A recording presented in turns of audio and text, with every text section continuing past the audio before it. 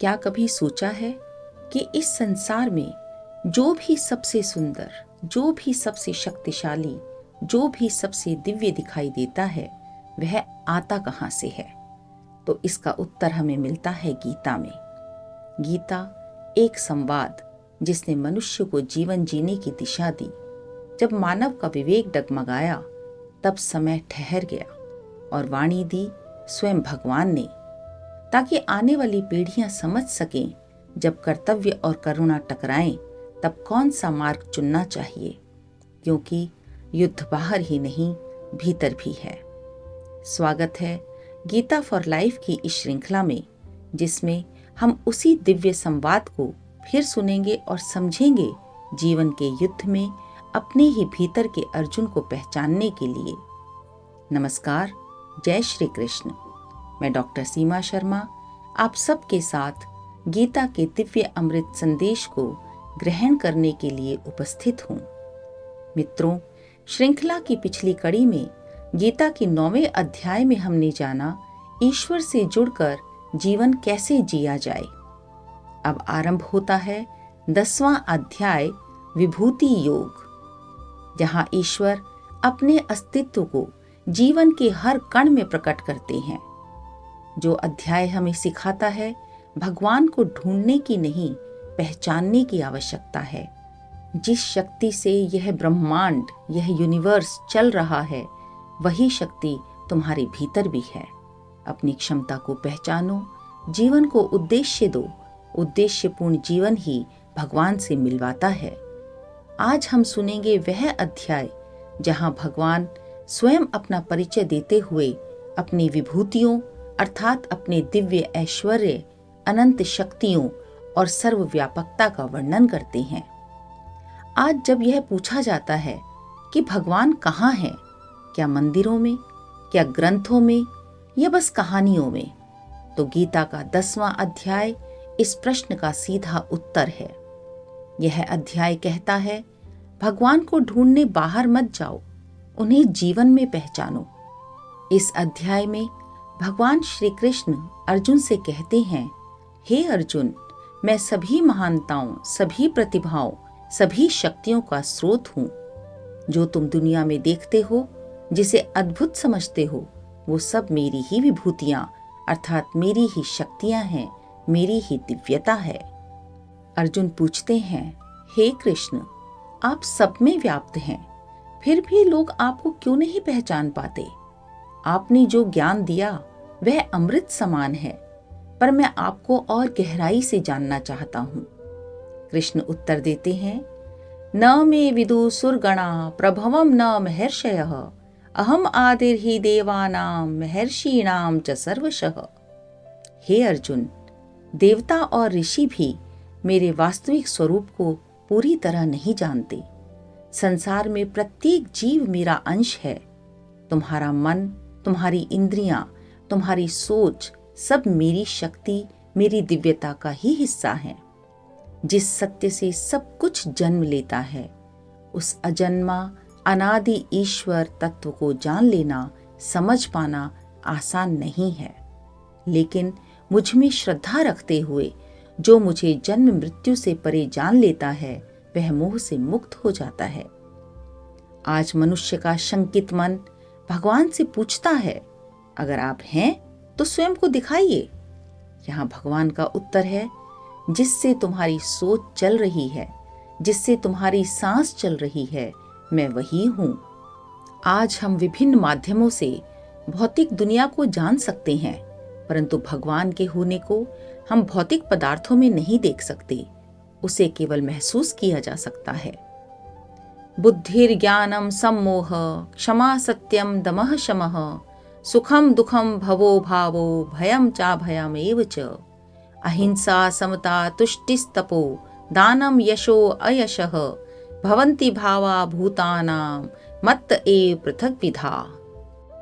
भगवान कहते हैं, बुद्धि, ज्ञान, क्षमा, सत्य, भय, निर्भयता, सुख दुख, समस्त मानवीय गुण अवगुण मुझसे ही उत्पन्न है। यहाँ भगवान का हमारे लिए संदेश यह है कि तुम्हारी सोच, तुम्हारी प्रतिभा, तुम्हारा डर और तुम्हारा साहस सब ईश्वरीय ऊर्जा के ही रूप हैं। जो क्षमता तुम्हारे भीतर है वह ईश्वर की देन है, पर उसे कैसे इस्तेमाल करना है यह चुनाव तुम्हारा है। बुद्धि से छल भी हो सकता है और बुद्धि से सेवा भी। श्री कृष्ण कहते हैं, अहम सर्वस्य प्रभवो मत्तः सर्वं प्रवर्तते इति मत्वा भजन्ते मां बुधा भाव समन्विता। अर्थात मैं ही सबका स्रोत हूँ। जो इसे जान लेते हैं वे प्रेम पूर्वक मेरी भक्ति करते हैं, हर कर्म में मुझे याद रखते हैं और अपने हर कर्म को मुझ में समर्पित करते हैं। वे वास्तविक रूप में मेरे करीब आते हैं। यहाँ भक्ति का अर्थ डर नहीं, समझ और ईश्वर से जुड़ाव है। सच्चा संतोष और आंतरिक शांति है। भक्ति का अर्थ आंख बंद करके केवल मानना नहीं, बल्कि जीवन के हर अनुभव में ईश्वर की भूमिका को समझना है। भगवान कहते हैं, तेषां सतत युक्तानां भजतां प्रीति पूर्वकम ददामि बुद्धि योगम तम येन माम उपयान्ति ते। जो प्रेम से श्रद्धा पूर्वक मेरी साधना करते हैं, मैं उन्हें वह बुद्धि देता हूँ जिससे वे मुझे प्राप्त कर लेते हैं। भगवान बताते हैं कि जो व्यक्ति उनकी विभूतियों अर्थात शक्तियों को, उनकी दिव्यता को समझकर उनसे प्रेरणा लेता है, जो हर काम में ईश्वर की उपस्थिति अनुभव करता है, वह वास्तव में शक्तिशाली बन जाता है। मैं उनके हृदय में स्थित होकर अज्ञान के अंधकार को ज्ञान के दीप से नष्ट कर देता हूँ। आज के यथार्थ, डिप्रेशन, कंफ्यूजन, उद्देश्यहीनता, ये सब अज्ञान के ही रूप हैं। आज हम दूसरों से अपनी तुलना करते हुए अक्सर सोचते हैं, मैं कमजोर हूँ, मैं असफल हूँ, मैं उतना टैलेंटेड नहीं हूँ, मैं उतना स्ट्रांग नहीं हूँ। लेकिन गीता हमें याद दिलाती है, अपने भीतर के ईश्वर को पहचानो। तुम्हारे भीतर वही शक्ति है, बस इसे पहचानो और सही दिशा में लगाओ। गीता कहती है, इनसे डरना नहीं, इनसे प्रेरणा लेना है। अपने भीतर की शक्ति को पहचान कर उसे दुनिया के लिए उपयोग करना है। जो अपनी यूनिकनेस को पहचानते हैं और डिवाइन गाइडेंस से काम करते हैं, वही जीवन में विजेता बनते हैं। यह विश्वास और आत्मविश्वास ही सच्ची सफलता का आधार है। जब हम यह समझ जाते हैं तो दुनिया में भय, असुरक्षा और तुलना का डर अपने आप घट जाता है। ईश्वर सिर्फ मंदिरों या पुस्तकों में नहीं है, वे हमारे भीतर और हमारे चारों ओर व्याप्त हैं। आज की पीढ़ी के लिए गीता का संदेश है कि career, exams, social media, peer pressure, ये सब चैलेंजेस हैं। कौन सा करियर चुनूं, किस पर भरोसा करूं, सही निर्णय क्या है? यह डर, असुरक्षा और भ्रम तब अपने आप कम हो जाते हैं जब हम अपने भीतर की दिव्यता को पहचान लेते हैं। सही निर्णय लेने की शक्ति कोई मोटिवेशनल वीडियो नहीं, भीतर की स्पष्टता देती है। भगवान बताते हैं कि सबसे बड़ी विद्या है यह जानना कि तुम और ईश्वर अलग नहीं हो। तुम्हारे भीतर की ऊर्जा, तुम्हारी प्रतिभा, तुम्हारी सोच, यह सब उनकी दिव्यता का हिस्सा है। और जब तुम इसे उनके मार्गदर्शन में लगाते हो तो कोई भी बाधा तुम्हें रोक नहीं सकती। अर्जुन पूछते हैं, हे पुरुषोत्तम, आप ही परम सत्य हैं। अपनी योग शक्ति को और अपनी विभूतियों को विस्तार पूर्वक कहिए तथा मुझे बताएं कि किन किन भावों में मैं आपका चिंतन कर सकता हूँ। यहाँ अर्जुन का यह प्रश्न पूछना दिखाता है कि जिज्ञासा और श्रद्धा से ही ज्ञान प्राप्ति का द्वार खुलता है। भगवान अपनी दिव्य विभूतियों का वर्णन करते हुए कहते हैं, हे अर्जुन, मेरी विभूतियों का कोई अंत नहीं। मैं सबके हृदय में स्थित आत्मा हूँ। आदित्यों में विष्णु, ज्योतियों में सूर्य, नदियों में गंगा, पर्वतों में मेरु, वृक्षों में पीपल, पशुओं में सिंह, अस्त्रों में वज्र, अक्षरों में ओम, मैं ही हूँ। जहाँ भी कुछ श्रेष्ठ दिखे वहाँ मुझे देखो।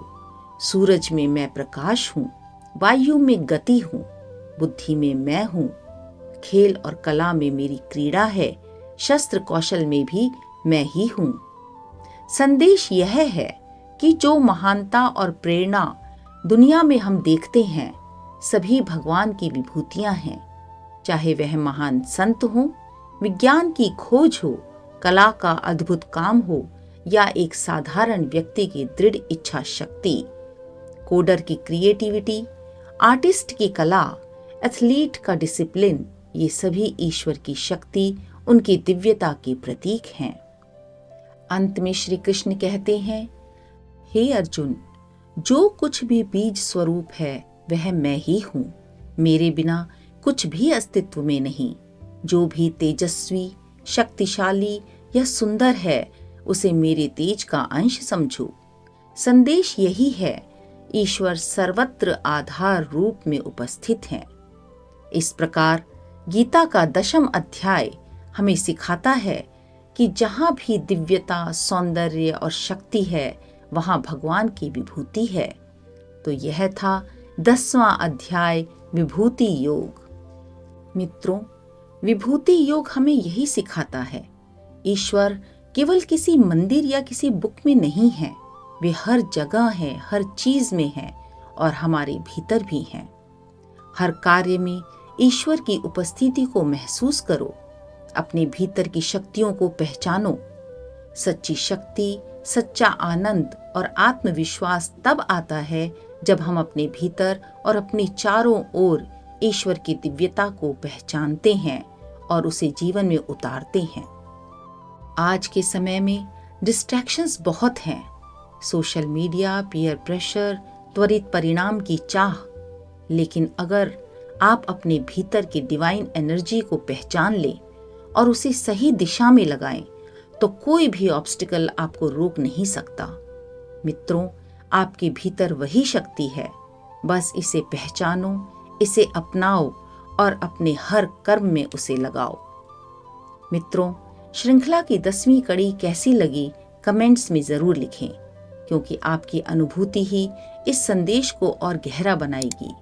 और हाँ, गीता के हर अध्याय में एक ऐसा रहस्य छिपा है जो जीवन बदल सकता है। तो जुड़े रहिए हमारे साथ। अगली कड़ी में फिर आपसे मिलूंगी एक और दिव्य संदेश के साथ, और हम जानेंगे श्रीमद् भगवद गीता के 11वें अध्याय, विश्व रूप दर्शन योग के विषय में, जहां भगवान श्री कृष्ण अर्जुन को दिखाते हैं अपना विराट स्वरूप और बताते हैं उसकी महिमा।